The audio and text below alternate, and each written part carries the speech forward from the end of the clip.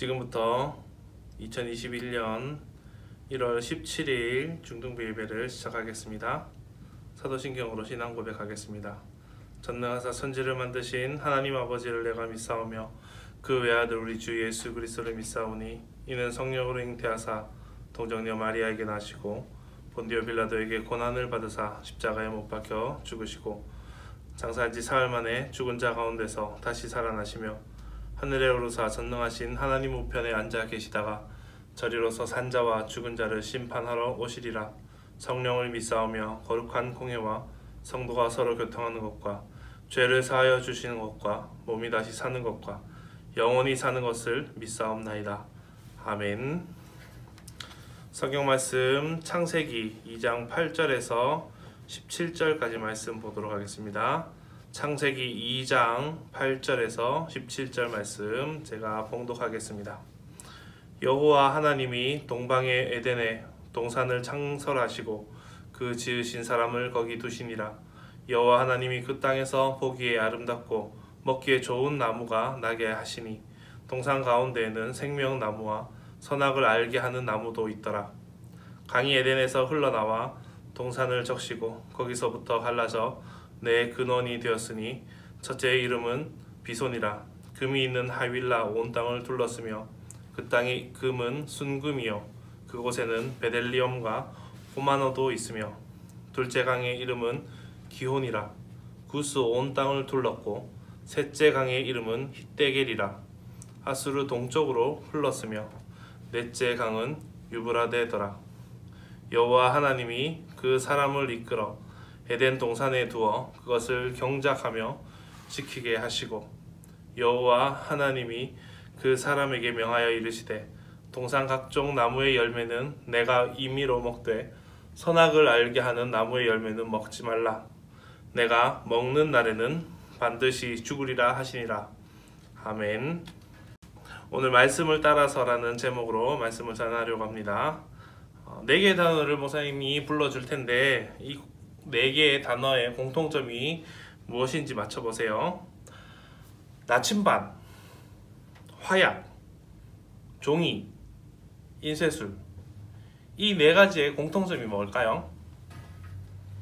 그것은 바로 중국의 4대 발명품입니다. 이 4가지 발명품으로 인하여서 인류의 역사가 바뀌었습니다. 중국에서 발명한 것이지만 무역을 통하여서 유럽으로 전파가 되었고 나침반으로 인해서 해상 무역과 탐험이 본격화됩니다. 화약을 통해서 이 화약이 무기화되면서 국가 간 그리고 민족 간의 큰 전쟁이 시작되었습니다. 또 종이와 인쇄술의 발달로 인하여서 일부 계층에만 허용되던 지식이 보편화되기 시작했고 그것은 계몽주의의 씨앗이 되었습니다. 이것을 종교개혁의 불씨로 보는 사람도 많이 있습니다. 왜냐하면 그때까지만 해도 가톨릭의 사제들만 직접 읽던 성경을 모두가 읽게 되었고 그러면서 사제들이 하는 이 말씀하고 있는 성경 말씀이 잘못되었다라는 것을 알게 되었기 때문입니다. 또한 이것은 더 나아가서 산업혁명으로 발전하였고 이것을 통해서 인류는 눈부신 발전을 이루게 되었습니다. 기술은 날로 높은 성장을 보였고 그러자 인간은 자신의 힘으로 무엇이든지 다 할 수 있을 것이라는 믿음을 가지게 되었습니다. 그러던 어느 날 이 모든 것을 단번에 무너뜨리는 큰 사건이 일어나게 됩니다. 그것이 무엇일까요? 그것은 바로 세계대전이라고 하는 전쟁이 일어난 것입니다. 1914년과 1945년 사이에 일어난 이 두 차례 큰 세계대전은 그동안에 쌓아 올렸던 문명의 화려함을 한순간에 무너지게 만드는 사건이었습니다. 그리고 이것을 통하여서 단지 세상에 그 눈에 보이는 것만 무너진 것이 아니라 사람의 마음에 그 마음들까지도 무너지게 만들게 되었습니다. 그전에는 인간의 지식이 발달하면 꿈같은 세상, 유토피아가 이 땅에 도래할 것이다. 천국이 이 땅에 펼쳐질 것이라고 생각했습니다. 그러나 오히려 인간의 지식 그리고 인간의 발달한 문명이 오히려 독이 되어서 많은 인류에게 고통과 아픔을 주게 된다는 것을 깨닫게 된 것이 바로 이 세계대전이었습니다. 그리고 그 이후에 세상이 펼쳐지게 됩니다. 이 시대를 포스트 모더니즘 사회라고 부릅니다. 포스트라는 말의 뜻은 뭐뭐 후에라는 뜻이고, 또 모더니즘이라는 것은 근대주의, 다시 말해서 근대주의의, 그러니까 세계대전 이후의 사회들을 이야기하는 것입니다. 그런데 세계대전 이후에, 그리고 40년대에서 70년대 사이를 넘어가면서 포스트 모더니즘, 근대주의 이후의 세상이 열렸다라고 이야기를 하는 것입니다. 이 용어를 목사님은 많이 들었지만 요즘은 잘 사용하지 않는 것 같아요. 근데 이 포스트 모더니즘의 대표적인 특징이 뭐냐면 바로 상대주의입니다. 상대주의. 상대주의라는 것은 너도 맞아, 그런데 나도 맞아 라고 하는 것입니다.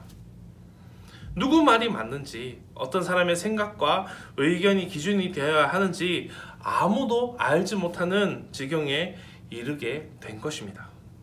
그냥 너도 맞고 나도 맞으니까 다 자기 마음대로 하자. 너는 네 마음대로 해라. 나는 내 마음대로 할게 라는 이러한 결론에 이르게 된 것입니다. 결국 이것은 재미와 쾌락이 선이 되어버린 세상, 오늘날 우리가 살아가고 있는 세상이 바로 이러한 포스트 모더니즘 사회가 된 것입니다. 문제는 이 재미와 쾌락이 저마다 기준이 다르다는 겁니다. 어떤 사람에게는 재미있을 수 있습니다. 그러나 다른 사람들은 그것이 재미없을 수 있어요. 어떤 사람에게는 즐겁고 좋은 행동이 다른 사람에게는 도덕적으로 용납할 수 없는 행동이기도 하였습니다. 그렇다고 해서 그것을 비난할 수 있느냐? 아니요, 그것을 비난할 수 없었습니다. 왜냐하면 기준이 없기 때문이었습니다. 아무리 법을 세우고 규칙을 만들어도 불법과 편법이 꾸준히 자행되는 이유는 바로 내 마음의 기준인 이러한 세상에 살고 있기 때문입니다. 개인의 생각과 그에 대한 자유가 어떠한 기준보다 중요한 세상에 우리는 살아가고 있습니다. 그런데 기준이 없는 자유가 우리에게 정말로 행복을 가져다 줄까요? 내 마음대로 사는 것이 정말로 우리에게 진정한 자유일까요?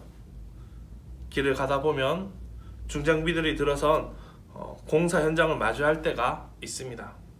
통제구역을 표시해놓고 바리케이트를 쳐놓은 것을 본 적이 있을 것입니다. 그런데 그 안에 들어가 보고 싶은 마음이 들고 또 그렇게 하면 재미있겠다는 생각이 들 때 마음 가는 대로 행동하는 것이 자유인데, 내 자유인데 그게 무슨 문제가 되느냐 하고 함부로 거기에 들어가게 된다면 어떤 결과가 펼쳐질까요? 자신이 다치게 되거나 혹은 공사를 방해하는 결과가 나올 수 있을 겁니다. 기준이 없는 자유는 이렇게 방종일 뿐더러 더 큰 혼란과 감당할 수 없는 책임의 문제가 생기게 되는 것입니다.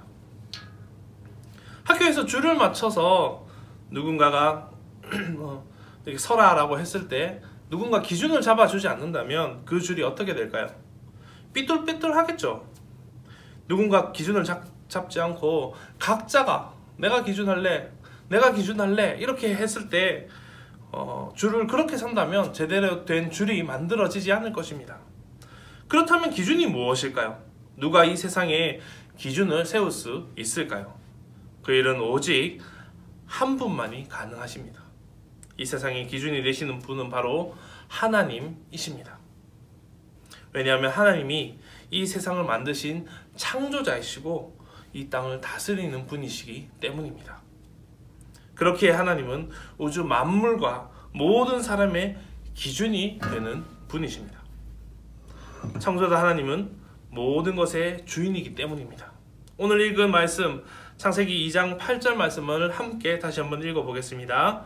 여호와 하나님이 동방의 에덴에 동산을 창설하시고 그 지으신 사람을 거기 두시니라. 아멘. 하나님께서 에덴의 동산을 만드셨습니다. 하나님이 동산을 발견하신 것이 아니라 하나님이 그 동산을 만드셨습니다.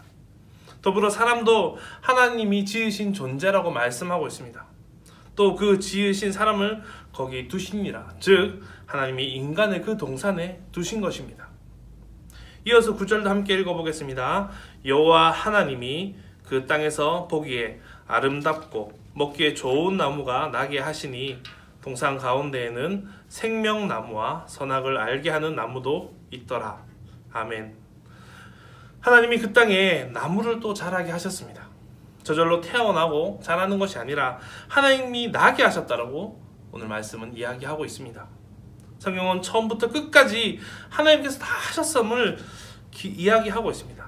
그래서 우리는 반드시 기억해야 할 것이 있습니다. 무엇입니까? 따라해 볼까요? 하나님이 주인이십니다. 다시 한번 해볼까요?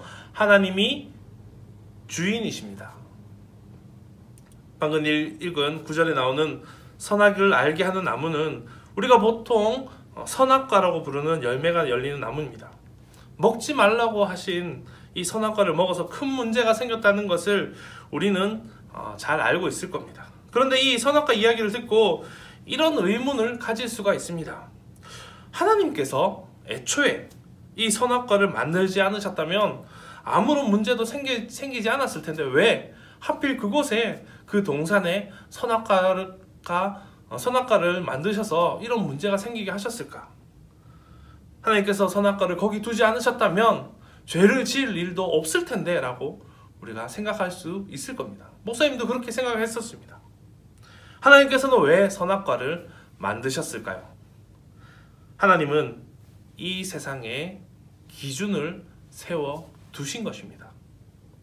여러분이 친구네 집에서 얼마간 지내게 되었다고 생각을 해봅시다. 그런데 친구가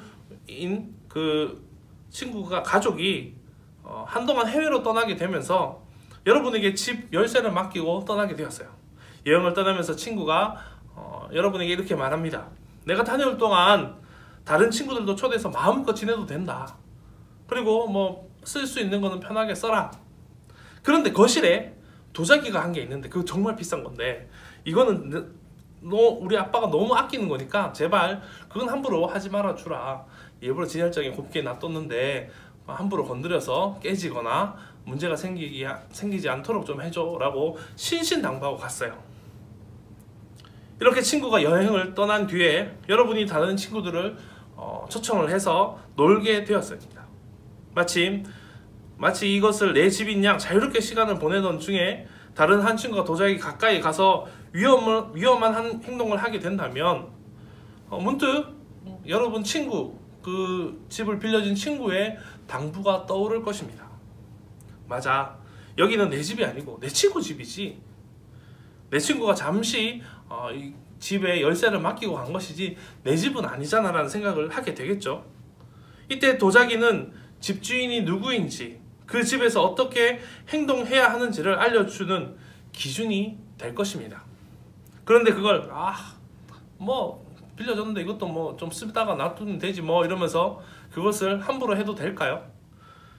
내가 지금 돈이 없는데 이걸 갖다 팔아서 좀 용돈 좀 써야 되겠다라고 하면 괜찮을까요? 그렇게 하면 안 되겠죠. 선악을 알게 하는 나무는 바로 그러한 역할을 하는 나무입니다. 이 세상의 주인이 누구인지 알게 해주고 하나님이 주인 되시는 이 세상에서 무엇을 그 기준으로 삼아야 하는지 분명하게 알려주는 것, 그것이 바로 이 선악과였던 것입니다. 이 세상에 하나님의 피조물이고 하나님이 주인이시라는 사실을 모두가 알고 살아간다면, 하나님을 믿는다면, 특별히 우리가 그것을 믿고 살아가는 그리스도인으로서 말씀이 우리의 기준이 된다는 것, 우리가 그것을 믿고 기억하며 살아야 한다는 것을 보여주는 것, 그것이 바로 선악과인 것입니다. 또한 이것을 우리가 기억하면서 성경 말씀을 하나님의 말씀으로 기억하며 우리가 그것을 기준으로 삼고 살아가야 할 것입니다. 그렇다면 이제 이 사실을 기억하는 우리가 어떻게 살아야 할까요? 그 기준에 따라서 살아야 할 겁니다. 2장 16절 말씀을 우리 함께 읽어보겠습니다. 여호와 하나님이 그 사람에게 명하여 이르시되 동산 각종 나무의 열매는 네가 임의로 먹되. 하나님이 동산 각종 나무의 열매들, 무수히 많은 아름답고 많은 열매들을 임의로, 즉 자유롭게 먹을 수 있게 해주셨습니다. 하나님이 허락하신 것은 우리에게 주신 것이기 때문에 우리가 자유롭게 누릴 수 있는 것입니다. 하나님이 허락하시고 선물해 주신 우리의 삶과 또 자연을 누리지 못하는 모습 또한 하나님께서 원하시는 삶은 아닙니다. 오히려 하나님에 대한 불순종일 수도 있습니다. 하나님이 허용해 주신 기준 안에서 우리는 자유와 기쁨을 누리는 삶을 살아야 할 겁니다. 그것이 바로 말씀대로 살아가는 삶일 것입니다. 이어서 17절 말씀 읽어보겠습니다. 선악을 알게 하는 나무의 열매는 먹지 말라. 네가 먹는 날에는 반드시 죽으리라 하시니라. 하나님이 하지 말라고 하신 것은 반드시 하지 말아야 할 것입니다. 이것은 우리에게 주어진 선택의 차원이 아니라 무조건 순종해야 하는 명령인 것입니다. 그래서 이 나무의 이름이 선악을 알게 하는 나무인 것이죠. 무엇이 선이고 무엇이 악인지 알려주는 기준이 되는 나무라는 겁니다. 하나님의 말씀을 따르는 것이 선이고 말씀을 따르지 않는 것이 악이라고 알려주는 것입니다. 세상 사람들은 저마다 생각과 경험 그리고 또한 의견을 기준으로 삼고 살아가고 있습니다. 그러나 그 결과가 무엇입니까? 자신의 소중한 시간을 낭비하고 타인의 마음과 삶의 상처를 주고 세상을 어그러뜨리는 결과를 낳았습니다. 여기 매우 간단한 우리의 삶의 법칙이 있습니다. 우리 따라 볼까요? 하나님이 하라는 것을 하고 하지 말라고 하는 것은 하지 않는다. 하나님이 세워주신 기준 앞에서 이것이 맞나? 꼭 그렇게 해야 하나라는 의심을 하는 것이 아니라 절대적인 삶의 기준으로 알고 또 그것을 믿고 지키는 태도가 피조물이자 청지기인 우리가 지녀야 할 삶의 자세입니다. 이러한 마음가짐은 우리를 통제하고 괴롭히거나 우리를 억압하는 것이 아니라 우리를 너무나도 사랑하시는 하나님께서 우리에게 열어주신 가장 좋은 또 행복하고 안전한 길인 것입니다.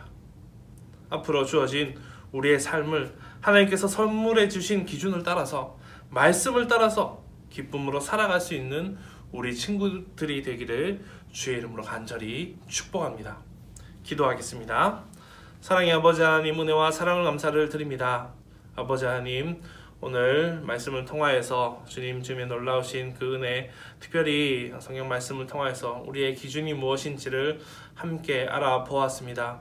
아버지 하나님, 우리를 억압하고 괴롭히고 힘들게 하는 것이 말씀이 아니며 우리를 행복하고 기쁨으로 살아가고 즐겁게 살아가게 하기 위해서 우리에게 성경 말씀을 주셨음을 우리가 기억하면서 말씀대로 살아갈 수 있는, 그 기준대로 살아갈 수 있는 우리 모든 중등부 친구들 될 수 있도록 아버지여 인도하여 주시옵소서. 오늘 한 주간도 살아가면서 주님의 은혜 가운데 영육간에 강건케 하여 주시고 주의 은혜 가운데 늘 항상 주님 정말 행복이 가득한 우리 친구들 될 수 있도록 주여 인도하여 주옵소서. 감사를 드리며 거룩하신 예수님 이름으로 기도드립니다. 아멘. 지금은 우리 주 예수 그리스도의 은혜와 하나님의 크신 사랑과 성령님의 감화감동 교통하심의 역사가 주님의 말씀 가운데 온전히 하나님의 기준, 정말 하나님이 시키는 것을 하고 하지 말라는 것을 하지 않기 위해서 최선을 다하며 말씀 가운데 살아가기 위하는 우리 모든 중등부 가운데 지금부터 영원토록 함께 있을지어다. 아멘. 예배를 마쳤습니다. 퀴즈를 내겠습니다. 오늘도 두 가지 퀴즈를 내려고 하는데요. 첫 번째로는 우리가 살아갈 때 말씀이 또 선악과가 무엇이 된다라고 얘기를 했습니다. 그리고 그렇기 때문에 우리가 말씀을 지켜야 되고 우리의 삶에 있어서 이것이 무엇으로 삼아서 살아가야 한다라고 했는데 그것이 무엇일까요? 그것이 첫 번째 문제고요. 또 한 가지는 마지막에 목사님 따라하라고 했던 것이 있습니다. 이거 되게 어려울 텐데 한마디 하나님이 뭐뭐뭐뭐뭐 또 뭐뭐뭐뭐뭐뭐 어렵나?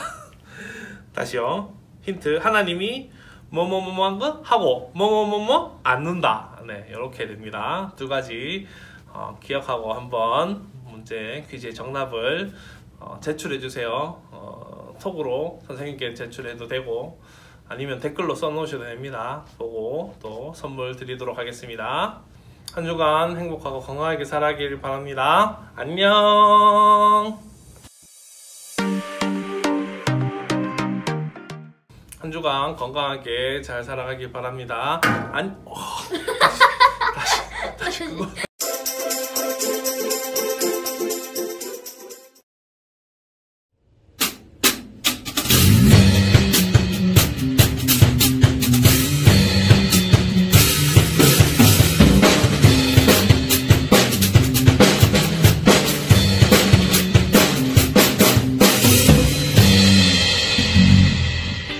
중등부 친구들 안녕! 중등부 찬양팀 선생님 김다솜이라고 합니다. 우리 2021년 찬양팀원을 모집하고 있어요. 많은 친구들 신청해 주셔서 같이 1년 동안 재미나게 찬양팀 생활했으면 좋겠습니다. 많은 신청 바랍니다.